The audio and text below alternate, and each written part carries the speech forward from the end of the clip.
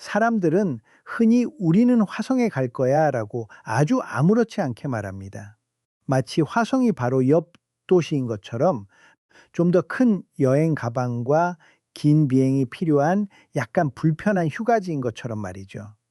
로켓은 점점 더 좋아지고 컴퓨터는 점점 더 작아지니 우리는 자연스럽게 계속 나아갑니다. 처음에는 달, 그 다음에는 화성, 그리고 태양계의 나머지 행성들. 이것이 우리가 스스로에게 들려주는 이야기입니다. 하지만 저는 여러분에게 간단해 보이지만 사실은 그렇지 않은 질문 하나를 던지고 싶습니다. 우리가 화성에 도달한다는 것은 정확히 무엇을 의미하는 걸까요? 로봇처럼 화성에 닿는 것을 의미하는 걸까요? 아니면 사람들이 잠깐 방문하는 것을 의미하는 걸까요? 아니면 더 나아가 지구에서 바다를 건너는 것처럼 안전하고 확실하게 반복적으로 화성에 갔다가 돌아오는 것을 의미하는 걸까요? 물리학은 정의에 매우 까다롭습니다. 우리의 낙관론이나 예산, 보도, 자료 따위는 신경 쓰지 않습니다. 그리고 질문을 신중하게 던지고 에너지, 질량, 시간, 위험을 끝까지 따라가다 보면 불편한 무언가가 드러납니다. 기술적인 문제도 아니고 정치적인 문제도 아닌 타협할 수 없는 물리적인 문제입니다. 그리고 일단 그것을 발견하면 모른 척 할 수 없습니다. 화성은 더 이상 다음 단계가 아니라 완전히 다른 무언가처럼 보이기 시작합니다. 생각하지 않아도 이미 이해하고 있는 것부터 시작해 봅시다. 걷기. 일어서서 앞으로 몸을 기울이고 발로 균형을 잡고 다시 반복합니다. 힘들이지 않고 걷는 것처럼 느껴집니다. 하지만 그 단순함 아래에는 땅과의 끊임없는 에너지 교환, 마찰, 근육화학작용, 산소, 열이 존재합니다. 지구는 우리에게 생체 리듬에 맞는 공기, 기압, 중력, 온도를 제공하기 때문에 하루 종일 걸을 수 있습니다. 우리는 이 행성에 완벽하게 맞춰져 있습니다. 그저 자연스럽게 작동하기 때문에 의식하지 못하는 것입니다. 이제 남극에 얼어붙은 호수를 걷는다고 상상해 보세요. 걷는 것과 같은 물리적 원리가 적용되지만 갑자기 옷, 음식, 거처, 계획이 필요해집니다. 더 나아가 바다를 건너는 것을 상상해 보세요. 이제 배가 필요합니다. 바다는 당신을 미워하지 않습니다. 그저 무관심할 뿐입니다. 그리고 무관심은 치명적입니다. 화성은 남극 대륙도 아니고 바다도 아닙니다. 훨씬 더 극단적인 환경입니다. 생존에 필요한 모든 것을 운반하고 재활용하고 수리하고 24시간 내내 작동하는 물리 법칙으로부터 보호해야 하는 곳입니다. 사람들이 가장 먼저 언급하는 것은 거리입니다. 화성은 멀리 떨어져 있습니다. 맞는 말이지만 그것은 가장 흥미롭지 않은 문제입니다. 거리는 시간 때문에 중요하고 시간은 생명 때문에 중요합니다. 화성까지 가는 데는 몇 달이 걸립니다. 우리가 게을러서가 아니라 질량을 빠르게 이동시키려면 에너지가 필요하고 에너지는 연료에서 나와야 하는데 연료에도 질량이 있고 그 질량 자체도 이동시켜야 하기 때문입니다. 이 악순환은 가혹합니다. 뉴턴은 운동 상태를 바꾸려면 힘이 필요하다고 말했습니다. 로켓 과학은 뉴턴의 기본 원리를 적용한 것입니다. 역사적으로 우리는 이 교훈을 일찍부터 배웠습니다. 갈릴레오는 운동은 끊임없이 밀어주는 것이 아니라 끊임없이 멈추게 하는 것이 필요하다는 것을 가르쳐 주었습니다. 뉴턴은 그 개념을 통합하고 중력을 더하여 행성이 태양 주위를 사과가 나무에서 떨어지는 것처럼 공전한다는 것을 보여주었습니다. 그러한 통찰력 덕분에 우리는 놀라운 정확도로 화성까지의 궤적을 계산할 수 있습니다. 우리는 수년 후 화성이 어디에 있을지 정확히 알고 있습니다. 문제는 그게 아닙니다. 문제는 인간을 화성에 보내는 것이 단순히 질량을 이동시키는 것이 아니라는 점입니다.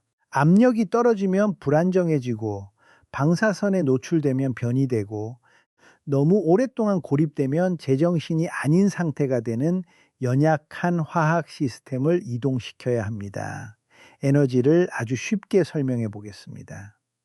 공을 던진다고 가정해 보세요. 살살 던지는 것은 쉽습니다. 세게 던지면 더 많은 힘이 필요합니다. 이제 같은 거리를 볼링공으로 던진다고 상상해 보세요. 그 차이를 즉시 느낄 수 있습니다. 이것이 바로 질량과 속도에 비례하는 운동 에너지입니다. 화성에 가려면 엄청난 질량의 엄청난 운동 에너지를 실어야 합니다. 사람뿐만 아니라 공기, 물, 식량, 차폐 장치, 구조물, 예비 장비, 그리고 도착 후 속도를 줄이기 위한 연료까지 모두 포함해서 말입니다. 우주는 용서가 없습니다. 속도를 줄이지 않으면 화성은 당신을 받아주지 않습니다. 당신은 추락할 것입니다. 보통 사람들은 하지만 기술은 발전하잖아요. 라고 말합니다. 물론 기술은 발전합니다. 하지만 물리학의 발전은 소프트웨어 업데이트와는 다릅니다. 기하급수적인 에너지 증가는 영원히 지속되지 않습니다. 화학 로켓은 이미 화학 결합이 설정한 에너지 한계에 거의 도달했습니다. 물리학 자체를 바꾸지 않고는 에너지를 더 끌어낼 수 없습니다. 핵 로켓이 도움이 되긴 하지만 문제를 완전히 해결하지는 못합니다. 단지 소수점을 조금 옮길 뿐입니다. 근본적인 문제는 여전히 남아 있습니다. 킬로그램당 에너지 비용은 엄청나게 높고 인간은 엄청난 양의 에너지를 필요로 합니다. 이제 좀 더 직관적이지 않은 적을 소개하겠습니다. 바로 우주입니다. 우주는 텅 비어 있고 고요하고 평화로 보입니다. 하지만 그렇지 않습니다. 우주는 방사선으로 가득 차 있습니다. 태양과 심우주에서 오는 고에너지 입자들이 마치 안개를 뚫고 지나가는 총알처럼 우리 몸을 관통합니다. 지구에서는 두꺼운 대기와 자기장이 우리를 보호해 줍니다. 하지만 화성에는 수개월에 걸친 긴 여정 동안, 그리고 표면에서 수개월 또는 수년에 걸쳐 충분한 양의 방사선이 없습니다. 우리 몸의 세포는 영화에서처럼 극적인 손상이 아니라 미묘하고 통계적인 손상을 축적합니다. DNA가 손상되고 암 발병 위험이 높아지며 신경계가 퇴화합니다. 물리학은 요란하게 사람을 죽이지 않습니다. 조용히 사람을 죽입니다. 우리는 이를 실험을 통해 알고 있습니다. 지구 자기장의 보호를 받는 국제우주정거장의 우주비행사들은 이미 측정 가능한 생물학적 변화를 겪고 있습니다. 골밀도가 감소하고 근육이 약해지고 시력이 변하고 체액의 변화가 나타납니다. 이는 지구 저궤도에서 보급 임무와 지속적인 통신을 통해 지구에서 며칠 떨어진 곳에서 일어나는 일입니다. 화성은 지구 저궤도가 아닙니다. 화성은 광속 몇 분에 불과한 고립된 공간입니다. 그리고 이는 다시 시간이라는 개념으로 이어지는데 이번에는 심리적인 의미에서입니다. 인간은 단순히 칼로리를 소비하는 기계가 아닙니다. 우리는 사회적이고 감각적이며 피드백에 의해 움직이는 시스템입니다. 화성에서는 지구와 실시간으로 소통할 수 없습니다. 질문에 대한 답을 얻는데 몇 분이 걸립니다. 비상 상황은 홀로 처리해야 합니다. 모든 수리, 모든 실수, 모든 갈등은 고립된 환경에서 발생합니다. 이것은 도덕적인 문제가 아닙니다. 시스템적인 문제입니다. 복잡한 시스템은 복잡한 방식으로 실패하며 고립은 실패를 증폭시킵니다. 하지만 우리는 배우게 될 겁니다. 라고 말할 수도 있습니다. 네, 우리는 실험을 통해 배웁니다. 하지만 위험 부담이 적은 실험은 생명을 앗아갈 수도 있습니다. 역사적으로 지구 탐험은 치명적이었습니다. 하지만 지구 탐험가들은 공기를 마시고 물을 마실 수 있었으며 어디든 멈출 수 있었습니다. 화성은 그런 자비를 베풀지 않습니다. 모든 실패는 완전 실패로 이어집니다. 압력이 거의 0에 가까워지면 물리 법칙상 부분적인 생존은 불가능합니다. 이제 개념적인 돌파구가 등장합니다. 이 모든 것을 조용히 하나로 묶는 아이디어입니다. 화성은 단순히 다른 장소가 아닙니다. 인간의 생물학과 관련된 물리 법칙의 또 다른 영역입니다. 우리는 압력, 온도, 방사선, 중력, 화학적 조건이 매우 좁은 범위 내에서 진화해 왔습니다. 지구는 단순히 우리의 집이 아닙니다. 우리 운영체제의 일부입니다. 지구를 제거하면 모든 것이 여유가 없는 공학적 문제로 변합니다. 지구에서는 시스템이 고장나도 크게 신경 쓰지 않습니다. 정전은 불편할 뿐입니다. 물 부족은 해결할 수 있습니다. 하지만 화성에서는 시스템 고장이 이분법적입니다. 작동하거나 완전히 멈추거나. 그리고 고장을 방지하기 위해 시스템을 추가할수록 문제는 더욱 복잡해지고 어딘가에서 고장이 날 가능성이 커집니다. 이것은 비관론이 아닙니다. 신뢰성 이론입니다. 엔지니어들은 이를 잘 알고 있습니다. 중복성은 도움이 되지만 중복성은 질량을 필요로 하고 질량은 에너지를 필요로 하며 에너지는 더 많은 질량을 필요로 합니다. 사고 실험을 하나 해봅시다. 물고기가 들어있는 완벽하게 밀폐된 수족관을 상상해 보세요. 이 수족관을 장거리 여행에 가져가야 합니다. 물고기뿐만 아니라 물, 산소 교환 시스템, 폐기물 처리 시스템, 온도 조절 장치, 먹이 순환 시스템까지 모두 챙겨야 합니다. 이제 외부 지원이나 보급 없이 그리고 실수를 만회해 줄 자연 환경도 없는 상태에서 이 모든 것을 수년간 유지해야 한다고 상상해 보세요. 인간은 바로 그 수족관의 물고기입니다. 지구는 우리가 미처 인식하지 못하는 바다와 같습니다.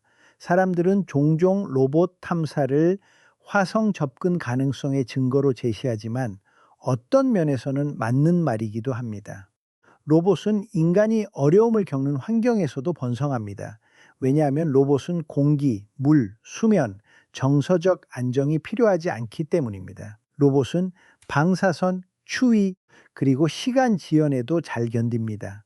로봇의 성공은 화성이 생명체에게 얼마나 적대적인 환경인지를 보여주는 증거입니다. 이제 다시 역사를 되짚어 봅시다. 우리가 달에 갔을 때 우리는 달을 정복하지 못했습니다. 엄청난 대가를 치르면서 잠시 달에 발을 디뎠다가 철수했습니다. 달이 지구와 가깝고 이동 시간이 짧으며 구조할 수 있는 시간이 짧지만 전혀 없는 것은 아니었기 때문에 물리적으로 짧은 방문이 가능했습니다. 화성은 질적으로 다릅니다. 단순히 더 멀다는 것만이 아닙니다.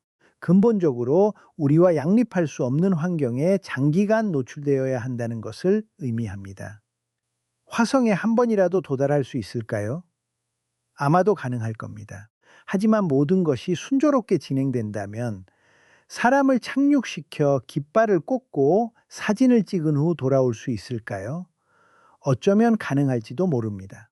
물리학적으로 가능한 성공의 범위는 매우 좁습니다. 하지만 사람들이 보통 생각하는 것은 그런 것이 아닙니다. 그들은 영구적인 거주, 성장, 정착을 꿈꿉니다.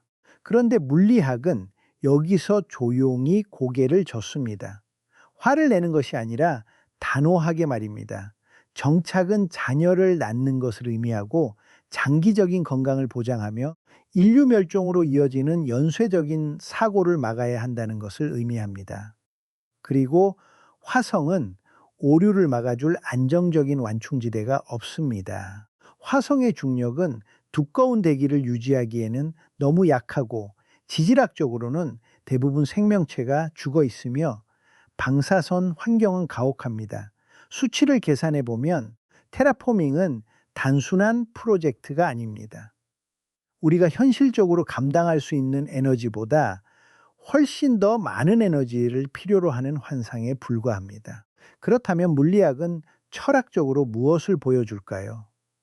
지능이 곧 제약으로부터의 자유를 의미하는 것은 아니라는 것을 보여줍니다. 우주를 이해한다는 것은 우주에서 벗어나는 것을 의미하지 않습니다. 오히려 자연을 더 깊이 이해할수록 생명이 존재할 수 있는 좁은 통로들이 더욱 분명해집니다. 지구는 수많은 선택지 중 하나가 아닙니다. 놀랍도록 잘 어우러지는 여러 조건들이 드물게 결합된 결과입니다. 그리고 이러한 깨달음은 절망적인 것이 아니라 오히려 명확해지는 것입니다. 우리의 창의력을 어디에 집중해야 할지 알려줍니다. 화성이 인류의 미래라고 착각하는 것이 아니라 지구가 왜 이토록 아름답게 작동하는지, 그리고 그 균형이 얼마나 취약한지를 이해하는 데 집중해야 합니다. 탐험이 항상 확장을 위한 것만은 아니라는 것을 알려줍니다. 때로는 관점의 변화를 위한 것이기도 합니다. 그러니 우리가 화성에 갈 것이다라는 말을 들을 때 그 의미를 신중하게 해석해야 합니다. 우리는 기계를 보낼 수도 있고 큰 위험을 무릅쓰고 영웅적으로 사람들을 잠시 보낼 수도 있습니다. 하지만 지구의 대륙에 도달하는 방식처럼 화성에 도달하려는 것은 생명의 물리적 원리를 오해하는 것입니다. 화성은 우리를 기다리지 않습니다. 우리를 필요로 하지도 않습니다. 우리를 필요로 하지도 않습니다. 그리고 우주는 우리에게 편리해야 할 의무가 없습니다. 로켓과 슬로건 아래 숨겨진 진정한 교훈은 바로 이것입니다. 물리학은 꿈을 꺾지 않습니다. 오히려 꿈을 더욱 정교하게 다듬어 줍니다. 화성이 왜 우리에게 그토록 접근하기 어려운지 이해하게 되면 지구를 새로운 경이로움으로 바라보게 될지도 모릅니다. 단순히 발사대가 아니라 지구가 조용히 품어주는 기적이라는 것을 깨닫게 될 것입니다.